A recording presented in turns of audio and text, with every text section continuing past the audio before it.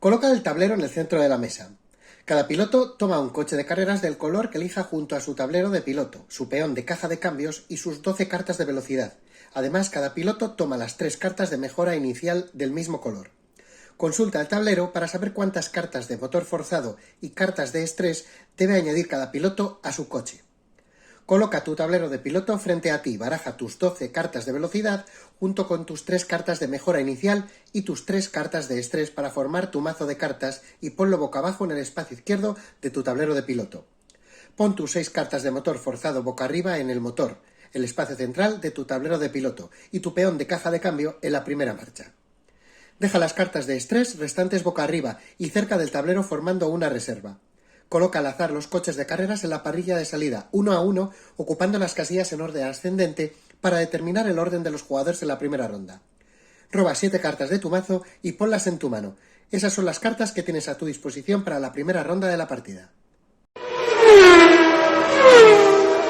Antes de meternos en faena, lo que tengo que dejar claro en este juego es cómo funciona el tablero, ya que está toda la información en cada tablero personal a lo largo de estos 9 dibujos que tenemos en la parte superior. Tenemos el tablero donde estará nuestro mazo de robo, donde estarán las cartas que fuerzan el motor y donde estará, fijaros en este icono de aquí de la basura, donde estarán los descartes. Por aquí tenemos la caja de cambios del coche, que puede ser de primera, segunda, tercera y hasta cuarta, que nos va a definir lo que vamos a poder forzar el motor y también el enfriamiento que vamos a tener disponible en ciertos casos, pero quiero que os fijéis en la parte superior porque aquí es donde está toda la información.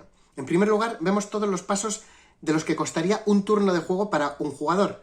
Y digo un jugador porque también se le pueden meter bots que en el juego se llama leyendas. Las leyendas son coches que van a jugar de forma automática, luego veremos cómo funcionan. En primer lugar, tenemos que hablar de este icono que veis aquí. Esto sería el cambio de marcha. En el segundo, tenemos jugar las cartas que tenemos en nuestra mano, que siempre va a estar compuesta por hasta 7 cartas. Y el tercero sería cuando revelamos esas cartas y movemos en función de los números de arriba de esas cartas que hemos jugado. Fijaros que pueden ser variados, puede ir de 0 hasta 5, en este ejemplo que veis aquí, pues eso sería el número de casillas que nos moveríamos en el tablero, ¿vale? Estos 3 que veis aquí, están como separados por esto, significa que son obligatorios para cada jugador. Los 2 primeros se van a hacer de forma simultánea y una vez que todo el mundo esté preparado para jugar las cartas, se hará el paso 3 donde se muestran y por orden de turno se avanzarán los coches. Y también por orden de turno se podrán hacer todos estos pasos que veis aquí, pero que pueden ser opcionales, no tienen que ser obligatorio.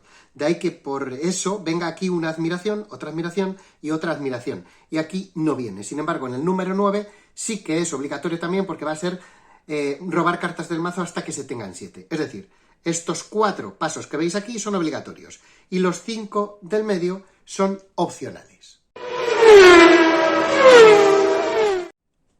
El paso 1 es el de cambiar marcha. Yo puedo cambiar una marcha al comienzo de mi turno, una para arriba o una para abajo sin ningún tipo de penalización.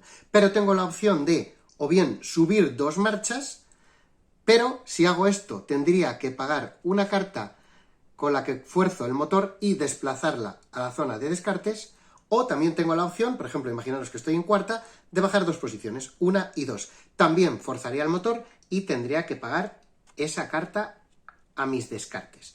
Tan sencillo como eso. Recordad que en el primer turno de la partida vamos a salir en primera y ya vais a poder incrementar la velocidad del coche, es decir, vais a poder subir a segunda de forma normal o podéis forzar el motor, subir a tercera y pagar una carta.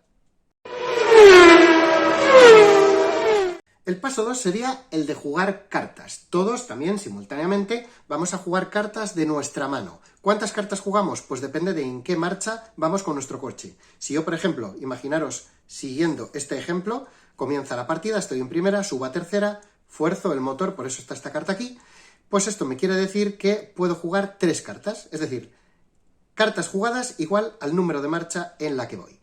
Así que Esto es muy importante, hay que jugar 3, no puedes elegir entre 0, 1 o 2, no, tienes que jugar las que te marque aquí. Entonces yo elegiría cartas de las que hay aquí, por ejemplo, cojo estas 3 y las pongo preparadas boca abajo para esperar a los demás jugadores y esperarme al siguiente paso, que sería el 3. El paso 3 sería jugar las cartas, así que las descubrimos y vemos todo lo que avanza nuestro coche. En este caso sería 2 más 1 más 2 igual a 5, así que 5 movimientos sería lo que haremos con nuestro coche. Vamos a ver un ejemplo en el caso de que hayamos utilizado el estrés. Imaginad que mi mano es esto, 2, 1 y una carta de estrés. Esto es lo que he sacado en mi turno y esto significa lo siguiente. Si sacamos o jugamos una carta de estrés, veis que hay un más ahí. Bien, pues esa carta de estrés lo que significa es que voy a tener que sacar cartas de mi mazo de robo hasta que encuentre una carta que tenga el velocímetro para poder usarla y avanzar. Muestro la primera, me ha salido la primera y me sale un 3. Esto significa que la carta de estrés me provoca una velocidad random aleatoria de 3. Así que sería mi movimiento 3 más 1, 4, más 2, 6. ¿Qué ocurre si yo saco cartas que no tienen movimiento? Por ejemplo, imaginaros que saco esta, pues sencillamente la pongo aquí. O si saco otra carta de estrés, pues básicamente es tan sencillo como que si no es una carta de velocidad, las voy descartando. Si es una carta de velocidad, es la que juego como he hecho en el ejemplo. Básicamente, así funcionan las cartas. En este último ejemplo que hemos puesto, mi coche avanzaba 6, el amarillo. Así que voy a avanzar 6, 1, 2, 3, 4, 5 y 6. Fijaros que siempre es conveniente que dejéis el coche en el trazado favorable, es decir, en esta curva que se está metiendo hacia allá, el trazado favorable sería la parte derecha del circuito. Vamos ahora con el paso 4, que es la adrenalina. La adrenalina solamente se puede aprovechar el último coche, o si es una partida de 5 y 6 jugadores, también el penúltimo coche. Es decir, que como máximo solamente 2 jugadores van a poder ejecutarlo. ¿En qué consiste? Pues muy sencillo. Se avanza una casilla. Cogéis el coche y avanzáis una casilla más. Y aquí tenemos el enfriamiento, el icono de enfriamiento con un 1. Eso significa que podemos enfriar una carta. ¿Qué es esto? Pues es lo contrario a cuando forzamos el motor. Cuando forzamos el motor, añadimos estas cartas a nuestro mazo, aunque estén descartes, pero luego van a ir a nuestro mazo. El enfriamiento sirve para quitar cartas que fuerzan el motor, pero de nuestra mano, no de aquí. Si tenemos en nuestra mano una carta, como este es el caso, de forzar el motor, pues lo que puedo hacer es coger esa carta y devolverla al centro del tablero. En eso consiste el enfriamiento. Llegamos al paso 5, que es el de reacción, que también es opcional. Y en ese paso 5 vemos que tenemos dos cosas, enfriamiento y forzar el motor. Hay que decir que podemos hacer esto, aparte de que es opcional, en cualquier orden. O bien izquierda y derecha, o bien derecha e izquierda. Por un lado tenemos el enfriamiento, que como hemos visto anteriormente, consistía en quitarnos cartas de la mano de forzar el motor. Y esto nos lo va a permitir solamente si vamos en primera, que nos podemos descartar de la mano 3 cartas, enfriar 3, o si estamos en la segunda marcha, podríamos también quitarnos una. Como estamos en la tercera, no corresponde, así que no podemos usar el enfriamiento. Y por otro lado tenemos lo que el juego llama el impulso. ¿Qué es el impulso? También es opcional. Pues el impulso básicamente es que podemos forzar el motor, es decir, añadir una carta de aquí a aquí, para hacer lo mismo que hemos hecho anteriormente con las cartas de estrés, fijaros en el más. Es decir, robar una carta de aquí para impulsarnos de nuevo en nuestro turno. Robaremos hasta que nos salga una carta de velocímetro. Aquí nos ha salido con un 2, así que ese 2 vamos a poderlo añadir a nuestro movimiento. Así que nos vamos a la pista y movemos 1 y 2 posiciones. Pero antes de seguir, veamos otro ejemplo. Imaginad que yo estoy en esta posición. Pues bien, es importante decir que en este juego no se bloquea aunque haya 2 coches bloqueando cada una de las 2 casillas. Es decir, aunque veáis que no hay hueco, en este juego sí que se puede avanzar. Pero se puede avanzar si pasáis esa casilla. Es decir, si yo aquí consigo un impulso de 1, no puedo meterme donde están esos dos jugadores. Pero si consigo un impulso de 2 o más, sí que puedo adelantar sin problema. Así que en este ejemplo, y con un impulso de 2, podría adelantarle hasta colocarme en la casilla siguiente. Llegamos al paso número 6, que también es opcional, y es el rebufo, coger rebufo de un coche.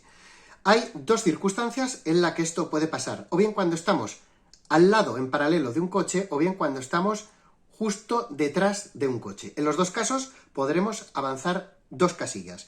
Una cosa importante que hay que decir es que con el impulso sí que los dos que nos hemos sumado antes van a valer para luego chequear en las curvas si nos hemos pasado el límite de la curva o no. Esto lo entenderemos después, pero sí que es importante señalar esto. Con el impulso, esto se suma, ese 2, es decir, nuestra velocidad sería 2, 5, 6, aquí falta una carta, que ha salido antes un 2 me parece, serán 8. Bueno, imaginad que son 8.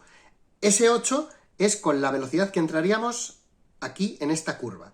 Sin embargo, con estas 2 casillas que ganamos de rebufo, no se suma a nuestra velocidad general. Imaginemos esta situación de carrera donde yo, tras mi impulso, he acabado justo aquí detrás del coche verde. Pues en este momento yo puedo utilizar el rebufo para adelantar 1 y 2. Lógicamente esto no se desencadena varias veces, sino que solamente se usa una vez, aunque yo me vuelva a situar justo detrás de otro coche. Otro ejemplo sería este, en el cual yo he terminado tras mi impulso, que recordad es opcional, al lado del coche verde. Así que también puedo utilizar mi rebufo y avanzar 2 posiciones. Llegamos ahora al paso 7, que es el de comprobar la curva. Aunque en principio esto se supone que tendría que ser opcional, lógicamente es obligatorio siempre que pasemos una curva. Por eso no viene con el símbolo de admiración, porque esto no sucede siempre, sino que solamente es cuando atravesamos una curva. Vamos al tablero para verlo. Vamos a ver un ejemplo en detalle para entender bien cómo funciona esto. Imaginad que en mi turno yo voy en segunda y por lo tanto juego 2 cartas que me hacen avanzar 4 posiciones. Es decir, avanzaría 1, 2, 3 y 4. Ahora no llegaría al paso del rebufo, sino que lo que llegaría es el paso 5. Es decir, que aunque me pueda aprovechar, lo que llega es el momento de si puedo hacer un impulso y quiero, mejor dicho, hacer un impulso. Para ello, en el caso de que pagara una carta de motor, acordaros de cómo funcionaba, pago una carta de motor, en ese caso podría ir robando más cartas para añadirlas aquí. Imaginaros que robo una carta y el impulso se me convierte en uno más. Pues este impulso hace que el coche amarillo se coloque aquí. Es decir, el impulso recordad que entra para chequear la curva, así que mi velocidad ahora mismo es de 5. Pero ahora llegaría el paso siguiente, que es el número 6, el del rebufo.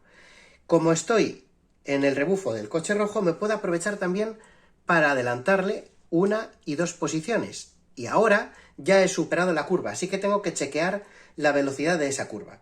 Recordad que es de 5 en total, porque los 2 del rebufo no cuentan. Así que cumplo perfectamente las directrices de la curva, que la tenía que pasar como máximo a velocidad 5.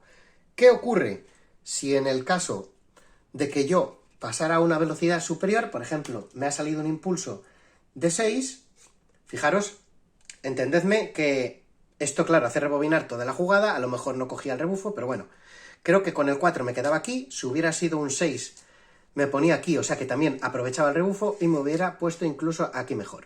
¿Qué ocurre? Que mi velocidad es de 6 y la velocidad máxima de la curva es 5, así que lo que tengo que hacer nuevamente, al igual que en el impulso, es volver a pagar otra carta para forzar el motor.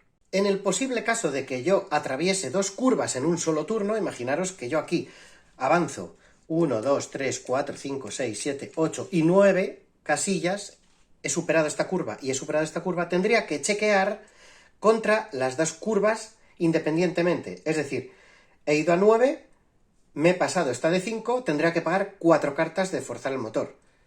iba 9, me he pasado esta de 2, tendré que pagar 7, cosa que va a ser imposible y esto va a terminar en un estropicio del carajo que ahora os paso a contar. Siguiendo este ejemplo, imaginad que hemos conseguido pasar esta curva y hemos pagado esos 4 de más que teníamos.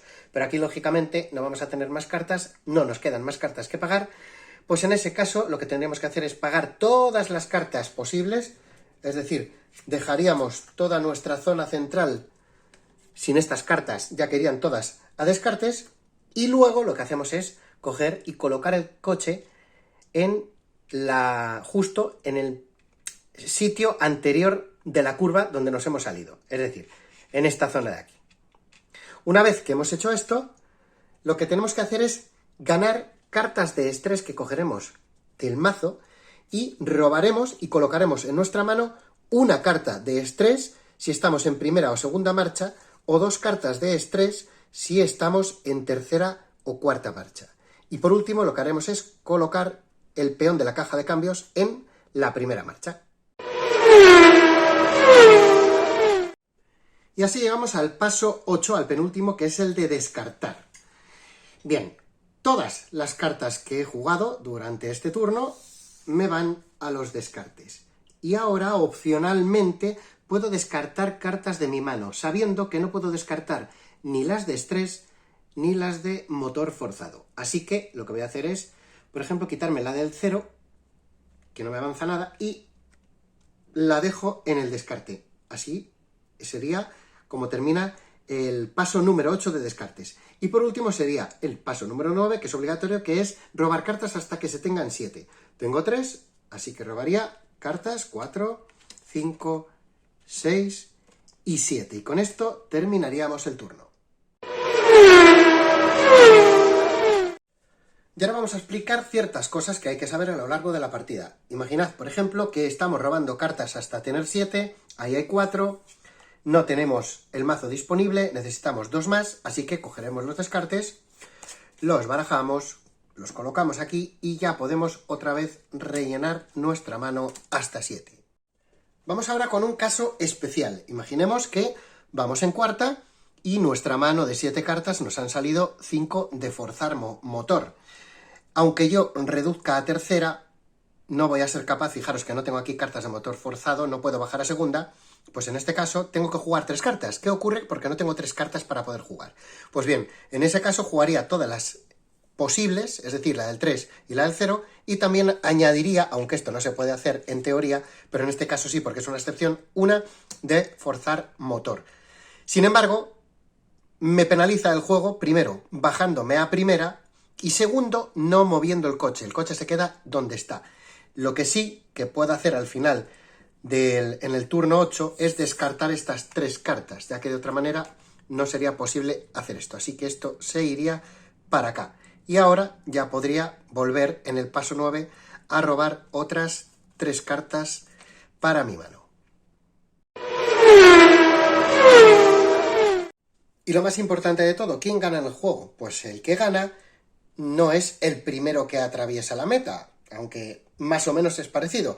El que gana en el turno sería el que atraviese la meta, pero si hay algún jugador más que en esa misma ronda también atraviesa la meta, tendría que verse quién ha avanzado más al final de su movimiento sin tener en cuenta posibles curvas, porque no habría que chequearlas ni que fijar ese movimiento, o sea, tener en cuenta la velocidad de la curva.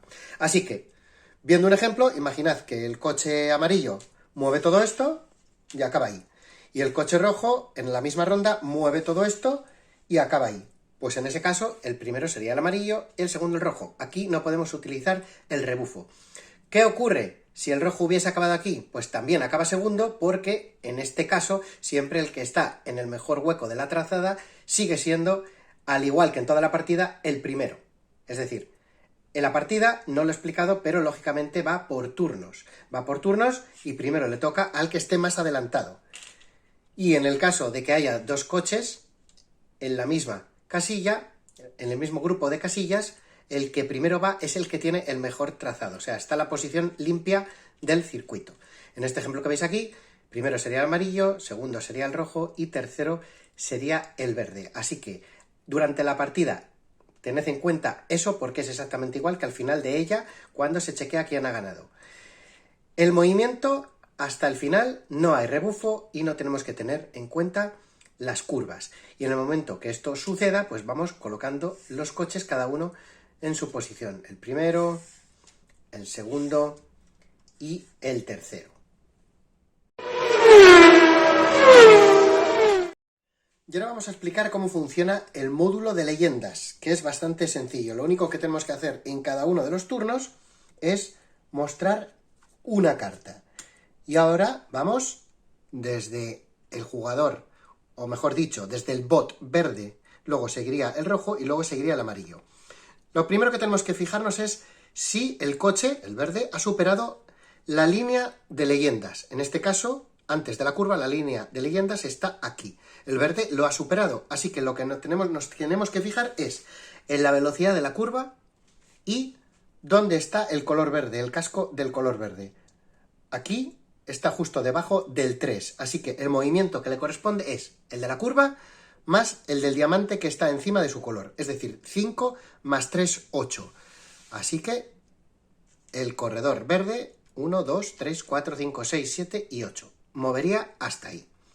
Nos vamos otra vez al siguiente bot, que sería el de color rojo. El de color rojo también ha rebasado la línea de leyendas, así que lo que tiene que hacer es lo mismo.